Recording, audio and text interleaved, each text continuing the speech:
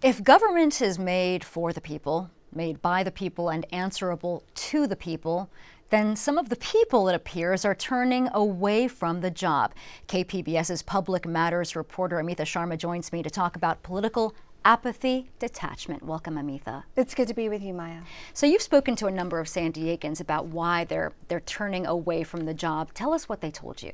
Well, one woman I spoke to, she's a pediatrician. She is a registered independent who leans Democratic. She didn't want her name used. She told me that she has felt helpless and hopeless in the face of federal cuts to children's programs. So what she has done is she has hyper-focused on her day-to-day work in helping youngsters and their families instead of lobbying for them on a larger platform. Another woman I spoke to, a Republican, said that she used to channel her political upset into activism, but she said it's become so toxic. The environment has become so toxic that she has had to withdraw. Several of the people I've spoken to have said the same thing, that the onslaught of negative news daily out of Washington has impacted them. It's affected their mental health, and so they've had to disengage. I spoke with historian Heather Cox Richardson about this. She said it's completely understandable that this is happening. She suggests that people go out there and do what they love. Withdraw for a little bit, do what they love, but then re-engage and never to isolate. Making you feel overwhelmed and making you turn away is a key technique of authoritarians. They want you to turn away. They want you to throw up your hands and say, everybody's alike, or worse, to say everything is so confusing. We need to have a strong man assert control over everything so that once again we have order. Cox Richardson says happiness and socializing are especially important now. Because one of the things that political scientists will tell you is that the way a population becomes dominated by an authoritarian is by sucking all the hope and joy and community out of it.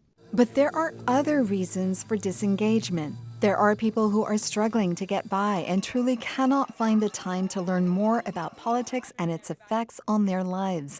And there are some, especially among the affluent, who believe no matter what happens politically, their wealth will always protect them, and they simply don't care that others in society are suffering. Some people have retreated from staying on top of the news and stepped back from political participation because they feel like their voices don't matter. San Diego Congresswoman Sarah Jacobs says that's especially true for newer voters. And I know for a lot of young people, it really feels like none of this matters to me. Even when you guys were in power, you didn't address the things that matter to me.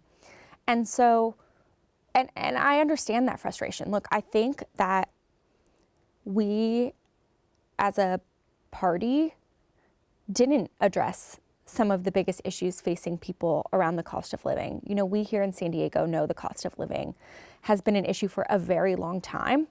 And that's like basically all I've talked about my entire political career. But the party took much too long to realize that that was an issue. She says she understands the feeling that the system is broken beyond repair. And so, yeah, maybe go ahead, let Elon blow it all up. I think what's going to happen is that people are going to start to feel actually how much the government is involved in their lives, whether it's Head Start or Medicaid or Medicare and Social Security. I think we're going to start to see people really feel that no matter how insulated they think they are, they really aren't, and these decisions do have consequences. The solution may come back to voters, for people to decide that it is their job to commit to being informed and follow through as citizens, which Corrine Creighton, vice president of the Brennan Center for Justice's D.C. office, describes as to recognize that the people who are in power work for you, and that they are accountable to you, but only accountable if you show up and demand that they be.